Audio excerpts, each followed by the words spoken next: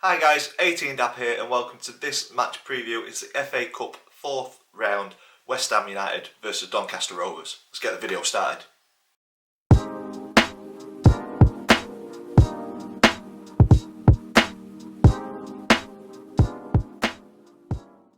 So guys, welcome to this match preview. It's something a little bit different to what I normally put on the channel. I only do match previews for league games, but I put out on Instagram after the Tuesday night game a question if you guys wanted to see a match preview for the 4th round of the FA Cup, and a massive 95% of you said yes, only 5% of you said no, so just don't watch, simple as that. But if you are an existing subscriber, welcome back, thank you for returning. If this video has brought you to the channel, please click that subscribe button so you don't miss another video. The format of this match preview has changed slightly. We're still going to look at the previous meetings between the two clubs. We're going to look at the current form across all competitions, but then we're going to take a brief overview of West Ham United, and then we'll have a look at the road to round 4 and the FA Cup history for both teams, and then I'll look at 3 key players from both teams, and then no prediction league because that's only for league games, so it's straight onto the score prediction to finish the video off. So without further ado, let's get into previous meetings. Doncaster and West Ham have faced off a total of 24 times in our history, Rovers winning 10 of those occasions, drawing 6 and West Ham coming out on top on 8. So over our whole history, Rovers just edging it slightly. But when we look at the last 5 meetings between the two clubs, we have to go back to 1957 to get our 5th meeting, and that was in the old Division 2. Away from home, it was a 1-1 draw. And then in the 1957-58 season, again in the old Division 2, an away draw 1-1 and then a home defeat 2-1. And then over 50 years passed before the two teams meet again. We jump forward to 2011 in the Championship, and it was a 1-0 defeat for the Rovers at the Keep Moat, and then the return fixture in that season was a 1-1 draw. Saved that draw late on with a Coppinger goal. Bit of a scramble, but yeah, over more recent history or the more recent games, West Ham have definitely edged it there with the 2 wins and then 3 draws, so hopefully we can turn that form around on Saturday in the FA Cup. Looking at current form, 2 very decent teams at the minute in their respective leagues. Donny 4 wins and 1 defeat in the last 5, West Ham 4 wins and 1 draw. West Ham currently in some great form in the Premier League, only tasting defeat once in their last 8 games with 3 draws and 4 wins, and that's seen them climb to 7th in the table, so a very, very good team in the Premier League. They played 1 or 2 more games than the teams in and around them, but they currently sit 6 points away from top and only 1 point out of the European places, so there is an obvious gulf in class between the two teams. But the FA Cup, the magic of the FA Cup, could be quite a leveller. No fans in the ground, once again another leveller. Who knows what could happen on the day. And talking about the leveller, West Ham only narrowly got past Stockport in the last round, 1-0 with a late Craig Dawson goal, so anything can happen. On to Doncaster, another positive result midweek for us. Sees us remain in touching distance of top spot, and the two teams for me are on very, very good form in their respective leagues, so it's going to be a tight game. I think if the Rovers can play at their best, and West Ham have got a couple of players who are not hitting on all cylinders, it could be very, very tight, so it's one to definitely watch on Saturday. Injuries have impacted Doncaster's squad over the past few games, but we've still ground out results, and for me that shows a good team, and a potential promotion winning team. Generally, winning games or grinding out results when it all looks against you is normally a sign of positive things for the season, so hopefully we see that in the FA Cup as well. But with the injuries, it's given fringe players an opportunity to showcase their abilities as well. Youngsters coming in like Tuesday night, AJ Greaves, fantastic debut. A couple of questionable decisions here and there, a couple of wayward passes, but you can't be too harsh on the lad. Overall, a very positive debut. Very happy with him, and he looks like he's got bags of potential. Moving on to the opponent, West Ham United, founded in 1895, currently managed by David Moyes, fantastic manager, was great at Everton, didn't quite work out at Manchester United, but I think he's showing his abilities at West Ham, getting them playing very, very good football. Plays a similar style to Darren Moore, 4-2-3-1, so you can get to see those two systems come up against each other on Saturday. Honours: West Ham have won the FA Cup 3 times in their history, and they've also won the Intertoto Cup when that was a thing back in 1999. So they've got plenty of silverware. We all know they're one of the bigger teams in English football, and it's going to be a tough test for Donny on Saturday, but one that hopefully the players are up for and that they relish and enjoy. The road to round 4 and FA Cup history. We'll start with West Ham United. They joined the competition in the last round and they faced Stockport. West Ham had much more of the game possession-wise, had plenty of shots but not many on target, and they cut frustrated figures throughout that game, and they only came out at the other end 1-0, and it was a late on goal set piece. But West Ham put a very strong lineup that turned out with Antonio leading the line, and then behind him, supported by Benrahma, Lanzini and Yarmolenko.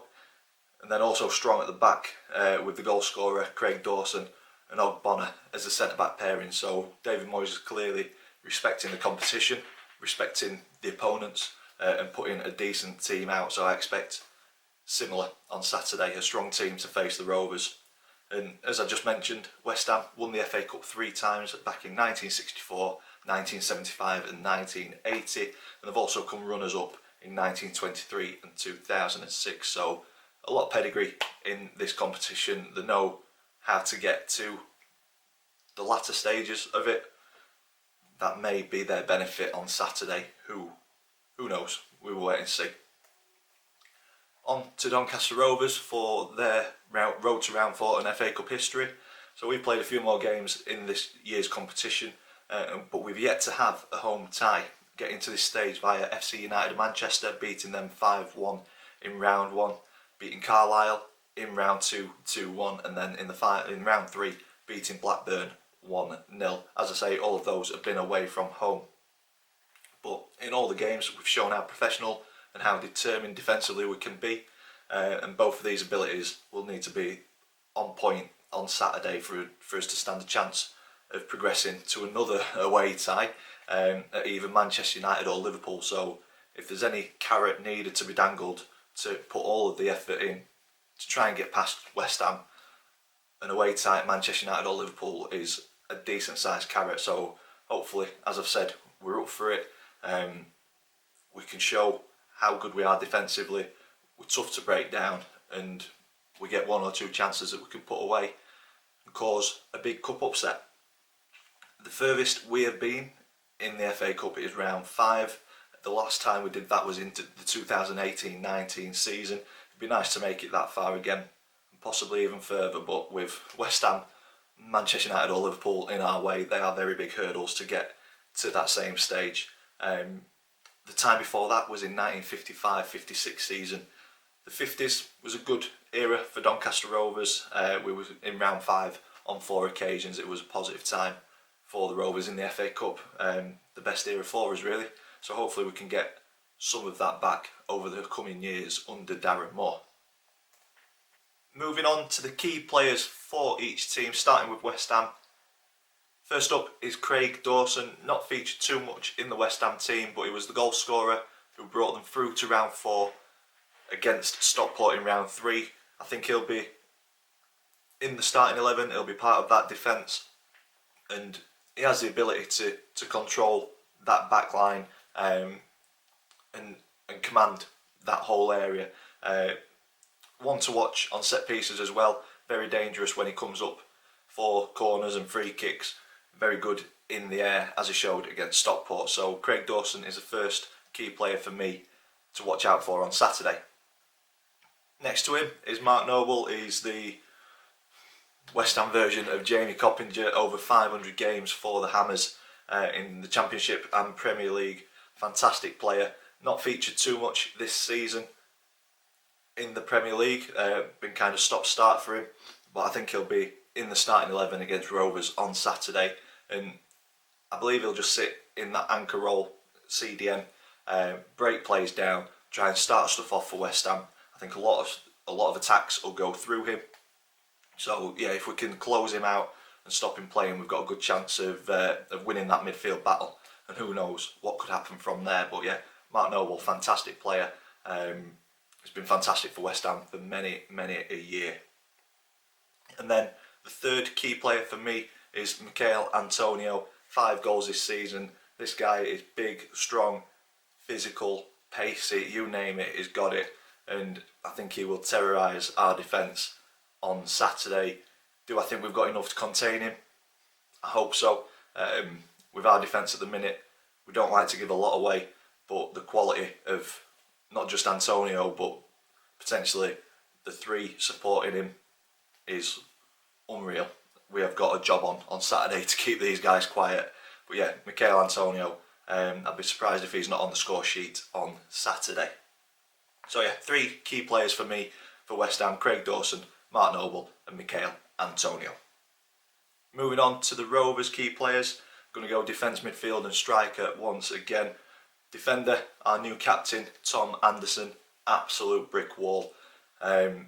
He's been fantastic all season with whatever pairing he's had at the back, either Joe Wright or Andy Butler. Both of those been fantastic players as well.